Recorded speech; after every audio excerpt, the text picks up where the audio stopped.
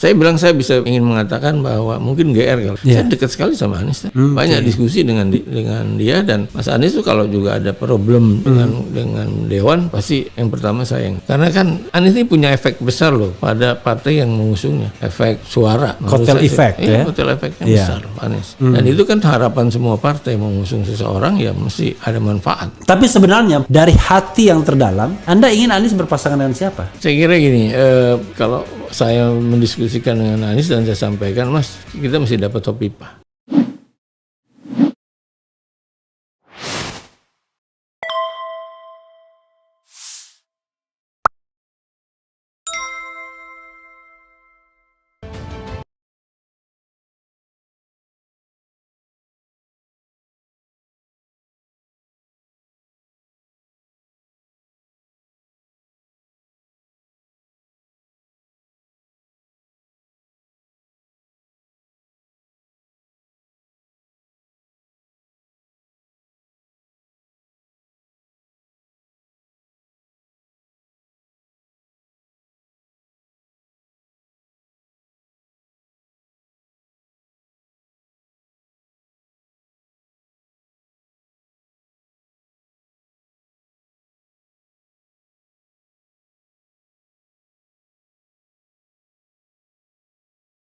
Anda udah terlibat dalam tim pemenangan Anies?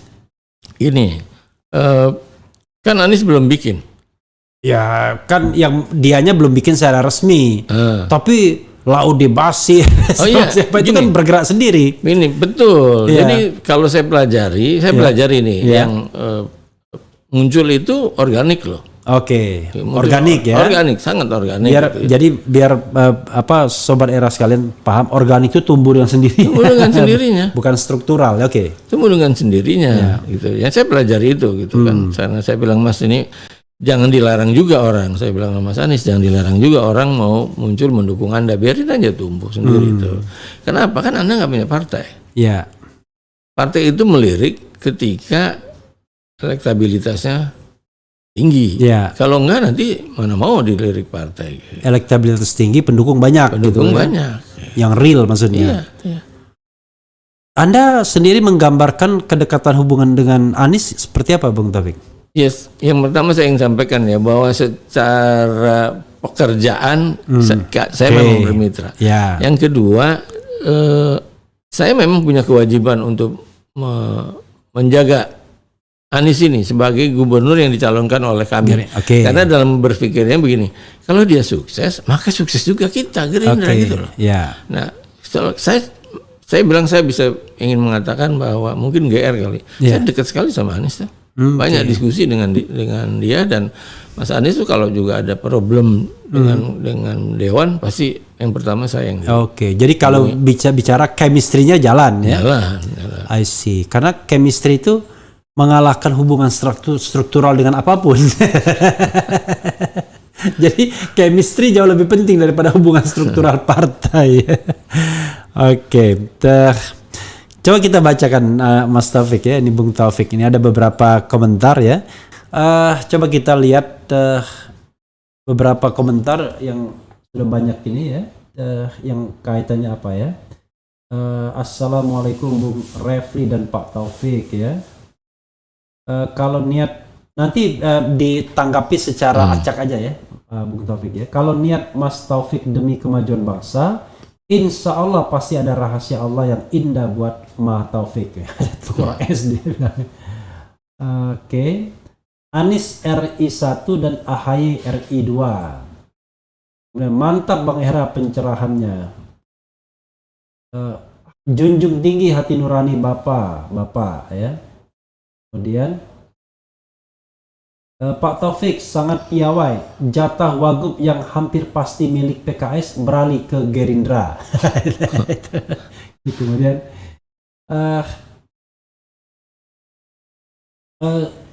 mau tanya ke Bang M Taufik, pertama kenapa janji Prabowo bahwa wakil gubernur DKI bukan PKS yang sudah dijanjikan? Maksudnya kenapa bukan PKS? Kayaknya waktu yang motor tidak mau Bang M Taufik. Kedua, apa alasannya dipecat? Nah, nanti diulangi lagi sedikit. Dia sendiri tak ngerti alasannya apa. Kemudian semoga Anies jadi presiden. Ini kalau bajuri-bajuri ini anggota partai dipecat juga ini ya kalau anggota Gerindra. Dicari penerus Jokowi bukan pecatan Jokowi. Wah ini nyinggung Anies ya. Semoga Pak Taufik lebih baik ke depannya. Anies RI 1 ya. Lawan terus jenderal tua yang loyal oligarki dan pengkhianat. I don't know exactly siapa yang dimaksud ya. Mantap Pak Taufik, saya salah satu pemilih Anda di Dapil Jakut. Oh Pak Taufik Dapil Jakarta Utara ya. Kemudian Assalamualaikum WRWB Pak Refli, update terus berita. Insya Allah 2024 suara Gerindra turun. Ini insya Allah aja memberikan hal yang buruk. Langkah tepat Pak Taufik tinggalin Gerindra karena beliau tahu bahwa partai tersebut berpotensi ditinggalkan oleh umat Islam ya. Prabowo tidak menepati janji, ulama dan aktivis di penjara. Dian, kok ada Diannya ya? Katanya timbul tenggelam dengan rakyat, realitanya timbul sendiri rakyat tenggelam. Nah, baru sampai sini aja saya bacakan banyak. Silakan Pak Taufik ya. Ini Bung Taufik. Pertama ini saya mesti luruskan nih soal komitmen Pak Prabowo nih. Iya. Pak Prabowo sudah menunaikan komitmen itu. Kan sudah menandatangani pengajuan wakil gubernur waktu itu dari PKS dua-duanya. Iya. Nah, kemudian disampaikan ke waktu itu siapa yang diajukan namanya? Yang pertama Pak Saihu. Pak Ahmad Saihu ya. Saihu. Sekarang presiden ya. Kemudian yang satu lagi Nurmansyah Lubis. Oke. Nah, kan di dalam penetapan itu ada mekanisme yang harus dilalui di DPRD. Ya. Nah, di DPRD kan bukan cuma kami. Voting ya waktu itu. Iya, bukan cuma kami dong. Ada 9 fraksi. Nah, itu yang saya kira itulah yang menentukan. Kemudian tidak terjadi quorum gitu. Terus begitu kemudian ada penggantian, kita evaluasi waktu itu kenapa ini nggak terjadi. Iya. Dievaluasi kemungkinan harus diganti orangnya. Begitu diganti orang, alhamdulillah kan begitu diganti Adija, jalan itu barang. Itu saya kira. Tapi memang ya kalau kita lihat sejarah, sering sekali PKS dijadikan the common enemy. Saya juga nggak ngerti kenapa. Ingat waktu itu Adang Doro Jatun berpasangan dengan Dani ya, Dani Anwar. melawan Dani Anwar, melawan pasangan Fauzi Bowo ya. Itu kan dikeroyok semua partai politik kecuali PKS. PKS mengajukan sendiri. Tapi semua partai politik bersatu melawan PKS gitu. Ya, kalau saya pelajari soal komunikasi politik di dalam ya, di dalam DPRD. Karena itu harus intens komunikasinya supaya karena ada syarat quorum tadi. Paripurna itu ada syarat quorum. Nah, syarat quorum itulah yang harus itu saya kira. Gak ada masalah ya. Gak ada masalah. Gitu.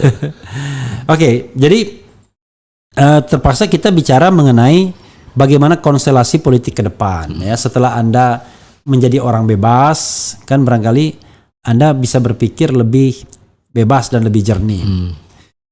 Kalau misalnya kita berandai-andai tahun 2024, skenario apa yang Anda harapkan? Ya kalau Anda pendukung Anies tentu Anda pengen Anies yang menang kan. Iya, tapi kan kita bicara sebagai seorang pelaku dan sekaligus pengamat yang melihat menurut Anda siapa aja yang akan menjadi calon-calonnya, siapa berpasangan dengan siapa yang akan mendukung dan lain sebagainya. Jadi biar kita bayangkan gini-gini gitu. Silakan. Kalau saya baca misalnya gini, Anies itu insya Allah dapat keretanya nih. Aniesnya dulu ya, saya nggak pasangannya dulu. Insya Allah dapat kereta gitu. Karena banyak partai yang tertarik dengan figur Anies gitu. Kemudian kalau tiba-tiba kemarin muncul Koalisi Indonesia Bersatu, gitu. Nah itu buat siapa? Nah, saya sih yakin tuh Koalisi Indonesia Bersatu. Buat Anies juga? Enggak lah, kali itu enggak. Karena dalam pikiran saya bahwa inilah yang mengusulkan 3 periode kan. Oke. Nah, jadi ya pasti ada yang minta itu. Gitu. Belum tentu juga ketua umum partai itu yang jadi calon presidennya. Oke. Nah, kan yang boleh mencalonkan sendiri PDI Perjuangan. Hanya PDIP ya. Nah, PDI Perjuangan bisa calon sendiri tuh. Kalau itu terjadi, ini agak repot nih Gerindra. Kan Gerindra harus mau nggak mau dia harus cari partner satu. Ya, partner satu kecuali P3.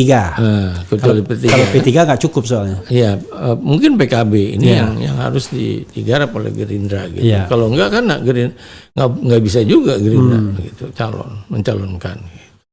Jadi kan ada yang mengatakan bahwa Anies itu secara tradisional ya awal-awal akan di-endorse oleh Nasdem, kemudian PKS dan Demokrat. Tapi kalau Demokrat harus AHY jadi wakilnya. Pasti kan nggak mau kalau Demokrat AHY tidak wakil. Mungkin begitu ya?